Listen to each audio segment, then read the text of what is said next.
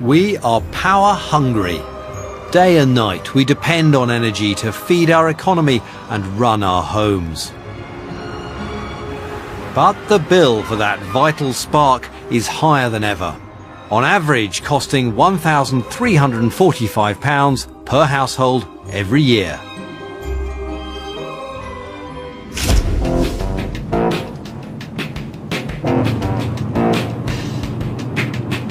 So, is this price hike a painful blip or the start of an agonising trend? To answer, we'll need to reach behind the switch to understand the mechanics of the energy business and how politicians are dictating its future.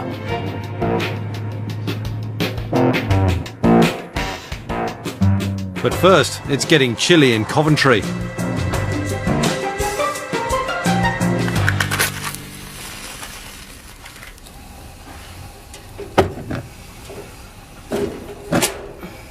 Paula McCrudden lights the fire as usual, but it brings her little comfort. A few years back, how much did you worry about energy bills then? I didn't. I honestly didn't give a second thought. The bill used to come, pay it, not a problem. You know, those days have gone forever. It's a fear that you're going to get into trouble. You either have your heating on and cut way back on the food, which we've already cut back on, or you don't have the heating on and have a little bit extra for food. Paula is officially in fuel poverty, as more than 10% of her income is spent on fuel. She's one of over 6 million households in the same predicament, the number rising daily. What I do is, if I can cook 2 things in the oven, say today's dinner, say it's a pie or something, and a stew, put them in at the same time so I don't have to put them on again tomorrow. You have to think of all sorts of ways to, you know, just to sort of cut back. Paula tries hard to reduce her bills, monitoring her electricity usage online. She's also shopped around for the best deals and even made her home more energy efficient. But still, things have got so bad, she's even changing her winter wardrobe. So what do we got here? This is my winter wear. This is my little furry boots that I wear around the house to keep me warm. And this is what I call my snuggly, which you sort of put on. And it leaves your arms free, it wraps around you basically. Not the highest of fashions, perhaps. No, not really. But essential in your view. Yes, yeah, I'd rather look silly than get cold, yeah. Yeah.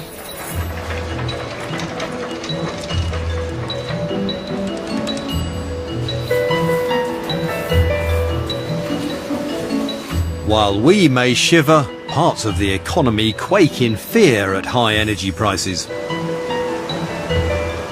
This is Steelite, one of the few surviving potteries in Stoke.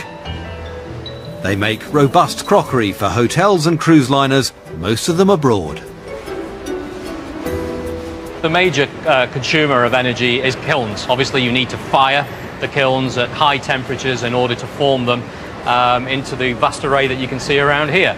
How closely do you keep an eye on the cost of energy? This business checks our energy prices every single morning without fail, because it's so important. It's a huge cost to the company. It's over £2.5 million.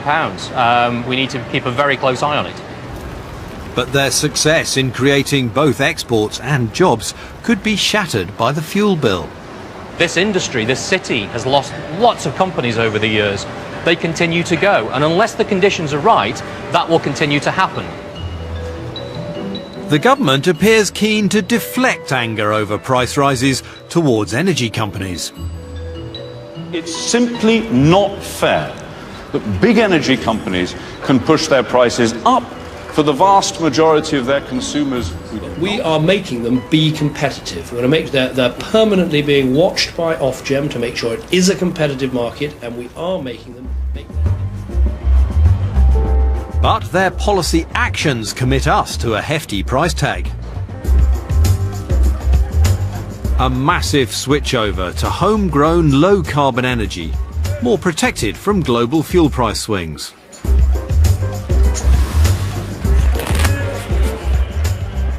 But it is a gamble, playing with new technology, international markets, and our energy habits at home.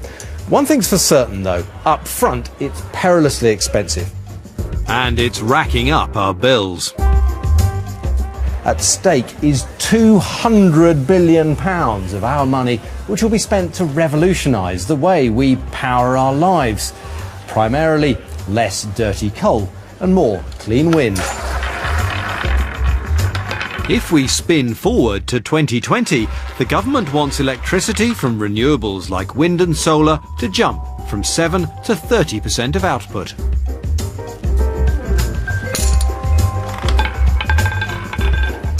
But here's the problem. The traditional power generators, which are being cut back, are cheap, Costing £78 per megawatt hour. to feed into the grid.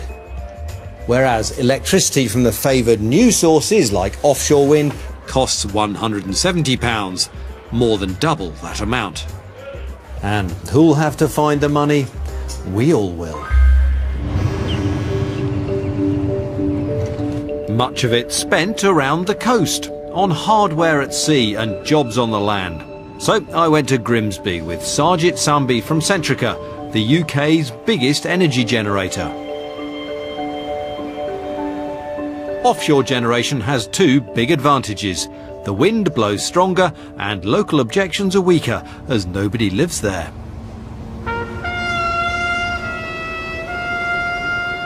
Centrica has these two wind farms off the Lincolnshire coast, and they're not small.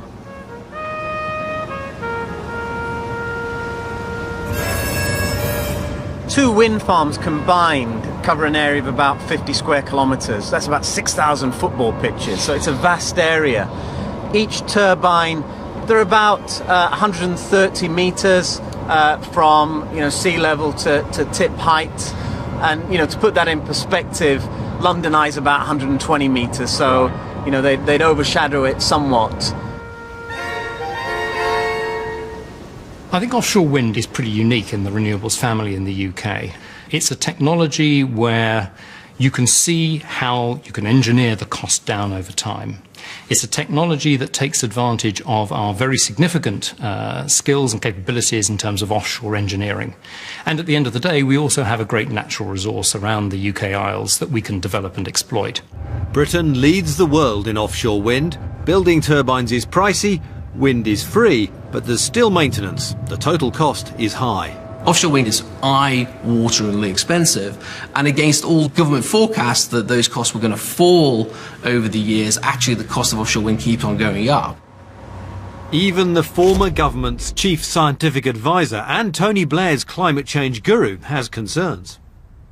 Offshore wind is extraordinarily expensive, and I would say that we need to move cautiously down that route. There are days in the winter across the whole of the British Isles when there is effectively no wind to drive the turbines. So wind turbines always have to be duplicated by gas-fired turbines which can be switched on and off to cover these days of stillness. Alongside the existing turbines here, you can see some new stubs growing out of the sea, and that's where the new blades are going to be. And to give you an idea of the government's ambition, they're going to need 4 new fields like this every year, each year, for the next 10 years, if they're going to hit their target. And to make this happen, they need the energy companies. There is no such thing as easy energy anymore. Before, we had a very simple concept of producing energy at the absolute lowest cost. Today, we have multiple objectives. We need to maintain security of supply. We need to reduce carbon emissions. Ultimately, the £200 billion of investment will feed through to consumer bills. But could the energy industry pay more? The regulator Ofgem recently reported rising profit margins across the sector. Centrica made nearly £1.3 billion in the first half of this year. On top of that, the Energy Secretary has accused the Big Six generators of predatory pricing.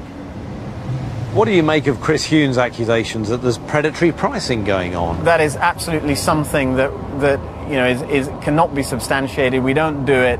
Since 2001, 17 inquiries, all giving the UK energy industry a clean bill of health. The government knows wind technology will stall unless energy companies can make good money. So Chris Huhne has a difficult balancing act, talking tough for the public, but tender for the boardroom. I'm going to be on the side of the consumer, making sure that there is no excess profit in there. But obviously, they're not the Salvation Army. They have to make a respectable return in a free and competitive market.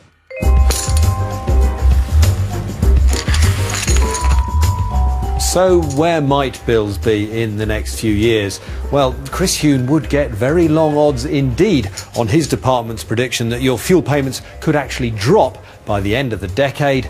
In fact, they're on their own.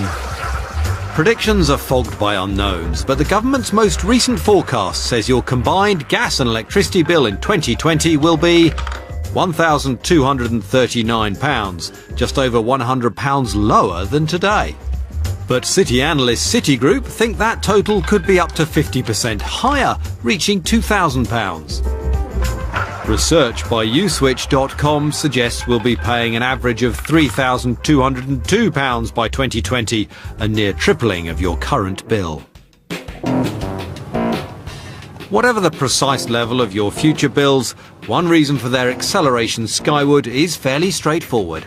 Sadly, green energy isn't yet cheap energy, and we are all now paying for the scientists' demands and the politicians' promises on climate change.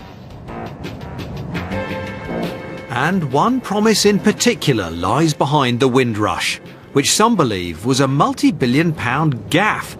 It was taken in 2007 by Tony Blair in Brussels, just 3 months before he stood down. This was a decision made at a meeting of the heads of states of the European Union in Brussels. And Tony Blair was a very keen advocate of action for climate change. On the table was Britain's commitment to renewable power by 2020.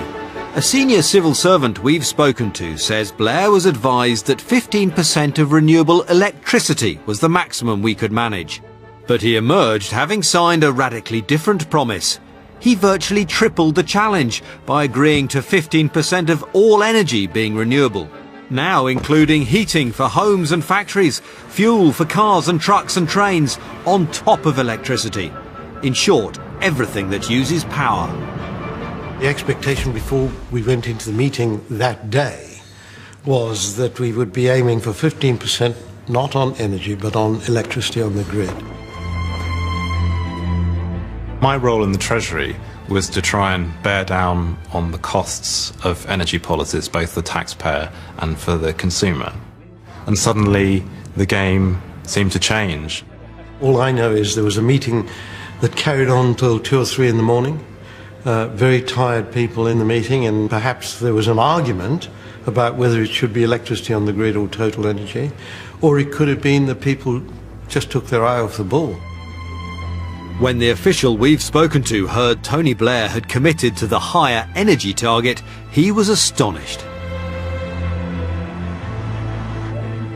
Perhaps he saw it as an important, big gesture, but maybe lost track of the details, such as the tens of billions of pounds that this was going to cost UK consumers. You think it's possible that it was actually a gaffe, in effect? It could have been. It could